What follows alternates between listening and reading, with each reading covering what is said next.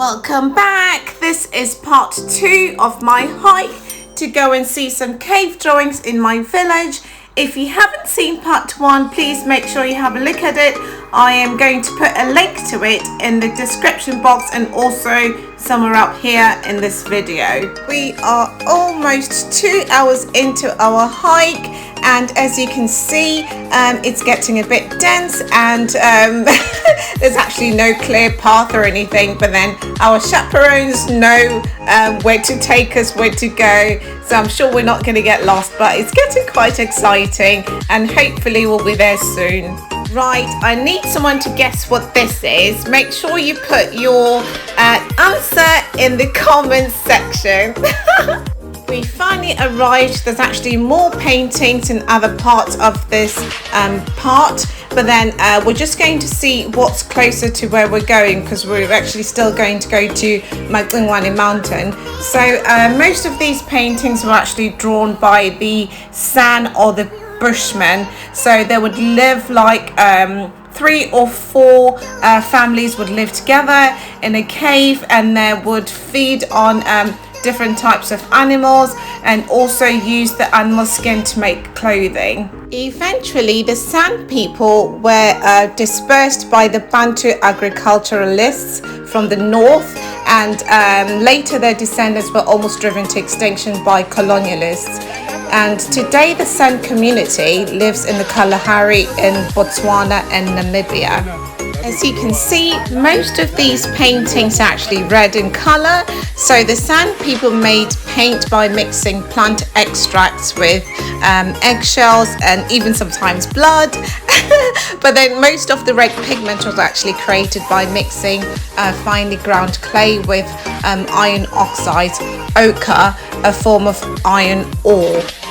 By the way, today we use iron oxides in cosmetics, and they're often used to add pigment to cosmetics and skincare. So the iron oxides typically come in red, yellow or green shades, and they are blended into cosmetics or skincare products in order to create a desired color or a tint.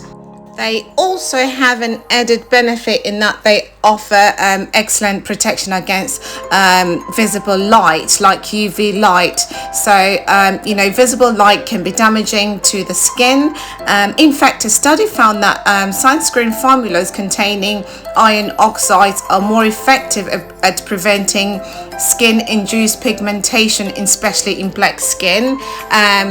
Funny enough, the Himba in Namibia have been using ochre pigment for several generations. They use it to create orgies by mixing butterfat and ochre pigment to create a paste that they use to protect themselves from the desert climate. So the Himba apply orgies to their skin and hair, which is long and plaited into these beautiful intricate designs, but then obviously orgies protects their skin from UV light and some of the harsh climate from the desert. I look forward to visiting Madobo Hills, which is one of the best places to see rock paintings in Southern Africa, but I'm so honored and so humbled and excited that I've got to see the cave paintings that are actually in my village, and I've got to learn a bit of history about my people, and hopefully I'm going to come back and dive really deep and learn a bit more, and probably get to see some other parts that I didn't get to see today. There's been several hypotheses explaining the motivations of our ancestors with these paintings. Some people suggest that these paintings were just for aesthetic reasons, like our own form of art, but others say that they represent religious beliefs. Others say they document history, but what do you guys think? Please let me know what you think in the comments. I'm curious to know what you guys think.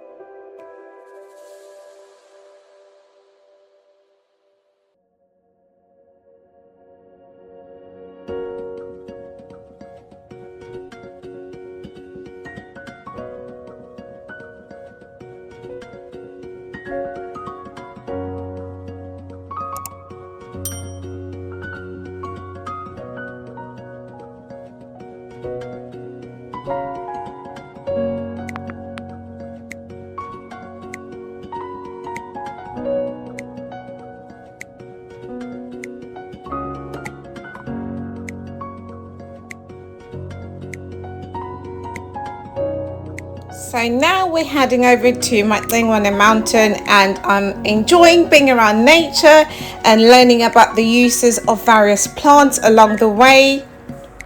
It's sad that we've lost some of the knowledge of the purpose of these plants and favor modern medicine, which some of the best medicine actually comes from plants.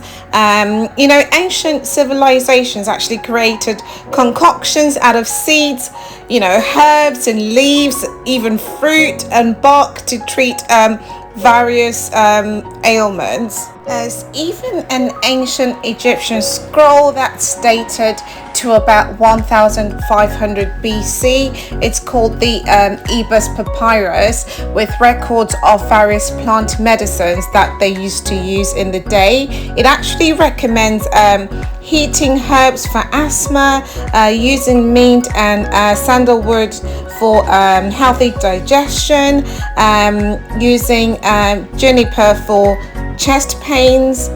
And while some of its recommendations are questionable by modern standards, others actually still hold true today. For example, it advocates for using aloe vera on burns and ulcers, and also using honey for its natural antibacterial properties.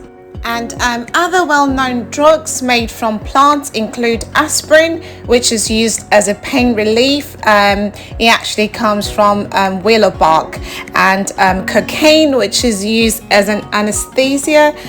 It's derived from the coca plant, and the ancient Incas in South America used to chew on the coca leaves for energy. Morphine, which is used for pain relief, is actually derived from the opium poppy, and today some of the biggest killers in the Western world, like cancer and heart disease, can actually be treated using medicines derived from plants. There's also herbal remedies and traditional medicines that are used by millions of people all over the world, like, you know, chamomile, which is used to make you feel soothed and relaxed. And there's ginger, which boosts digestion. There's echinacea, which helps to support your immune system. So we need to go back to these traditional herbs and medicines to actually treat common ailments as well as other things. Nature knows best, guys. Because like, just being in nature also just boosts your mood and puts you in a good place. So we need to go back to Mother Nature. We finally arrived up Macingwane Mountain, and it looks absolutely beautiful, and it's so high we can actually see Botswana from here. I'm just going to sit here and actually enjoy the view, and apologies, it's quite windy up here as well.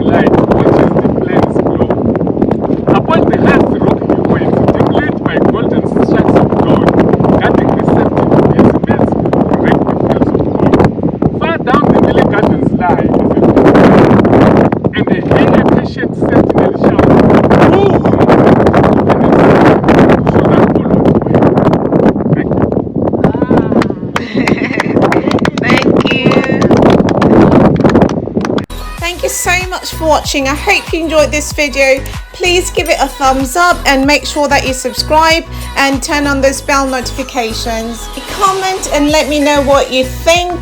If you've got anything to add or if you've got any questions, I'm also here to learn. So I really appreciate all your comments. So please leave a comment in the comment section.